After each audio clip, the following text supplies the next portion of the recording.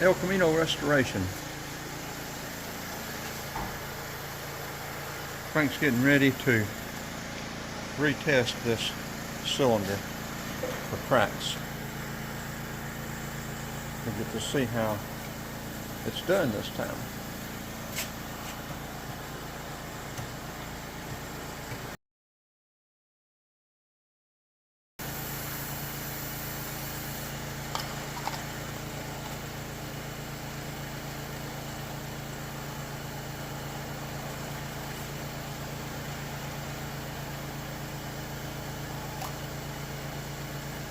Just clean it till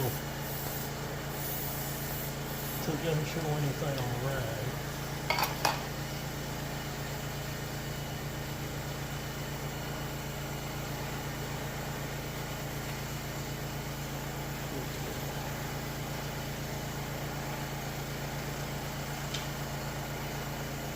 I'll let that dry.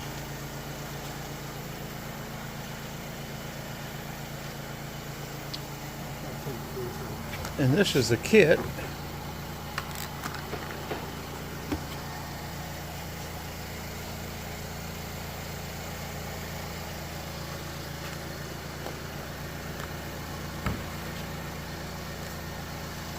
So we're going to find out at some point. I don't know the procedure, so I'm waiting for Frank to do whatever he does. We'll let that dry good. And then we'll put this penetrator, which is, it's a red dye and it'll seep into the cracks. We'll let that sit on there for probably 10-15 minutes. Then we'll wipe it off, putting the cleaner on the rag and not on the surface where it'll clean out the penetrator out of the crack. And then it'll show the crack. The penetrator will be. Then we'll take and we'll put.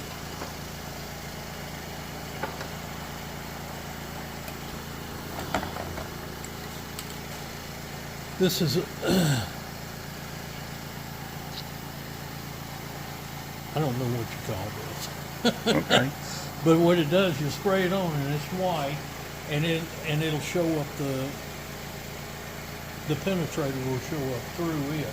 Because you wouldn't, when we wipe it down, you won't be able to see the penetrator on it, and this will make it come up. Okay. Well, we'll see how it comes out. But this needs to be real dry when we do it. Well, Frank, I don't know what it is. I see some kind of spots up underneath there. Yeah, that was rust spots on it. Oh, okay. And I honed it, but they didn't all come out. And I didn't want to go any further until I found out there were cracks in the motor.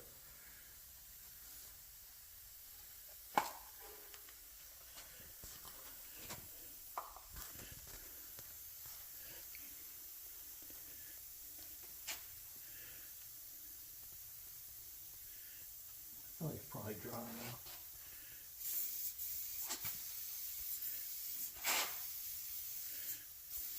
And we'll just let that sit on there for about 10 or 15 minutes, and it'll impregnate into the cracks themselves, if there are any. Okay. Well, that's pretty neat. I'll put that coat on there.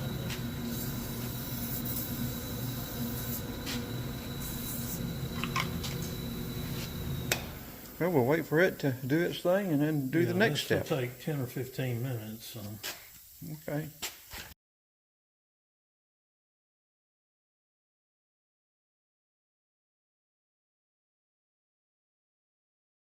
I'm going to clean it now.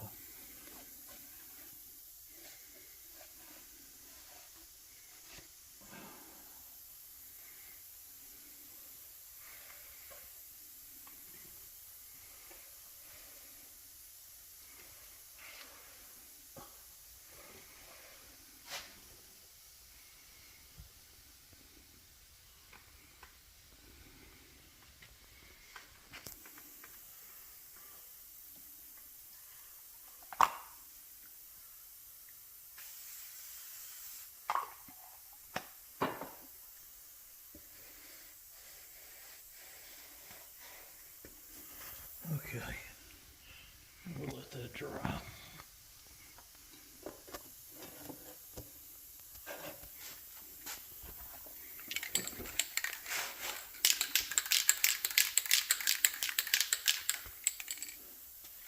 When we spray the developer in there, you'll see it and it'll slowly dry, and as it dries, you can see the cracks, if there are any.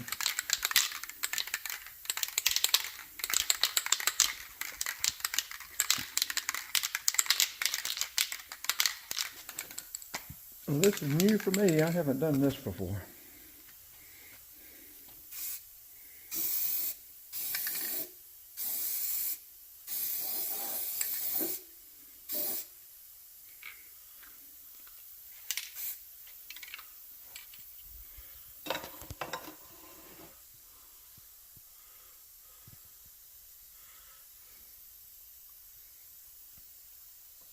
How long does that take? Oh, probably 5 or 10. You can see it drying already. Mm-hmm.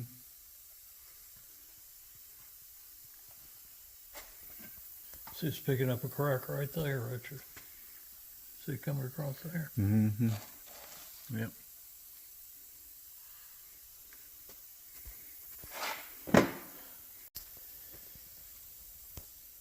Yeah, you can sort of see the crack coming all the way up, coming across, and then going all the way back down. And this motor had not been bored, so we were talking about the 350s the other day, about how much you can bore them. A lot of people bore them 60 over and get away with it, but a lot of people bore them 60 and that water jacket weeps water into the cylinder. A lot of them will fail. So. Well, this had been running hot, so the cylinders are scarred. The pistons were.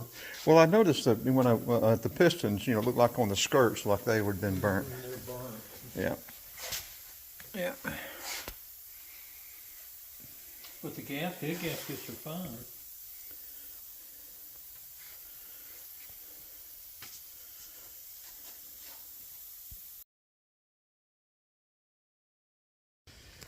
We are also going to be doing a review of this offset wrench.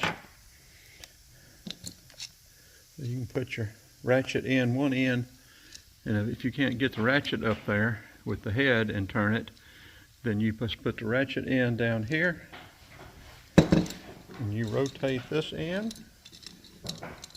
and the other end will turn. So depending on whether you want to go in or out, to determine which way you want to put it. But you've got these adapters, so we'll be doing a separate review of that right there. And we're going to look up when the shop cat came in. When we caught her from outside and brought her in, and she turned from feral cat to shop cat. We're going to have like a 1-year celebration for her. 1-year anniversary celebration for her coming in.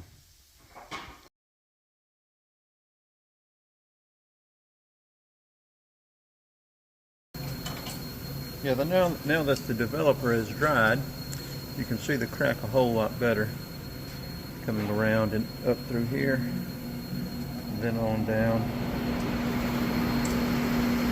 and around. So there you go.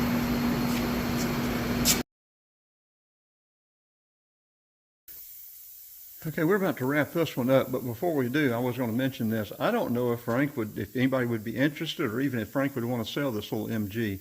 He's got it restored. It may need a little paint work, but it looks good. Tires and all. He's put a 5-speed overdrive transmission in it. New convertible top.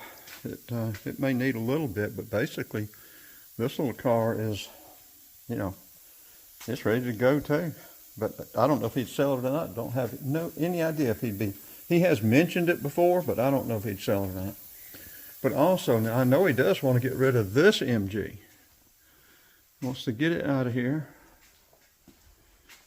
He's planning on pulling it out of the garage back here.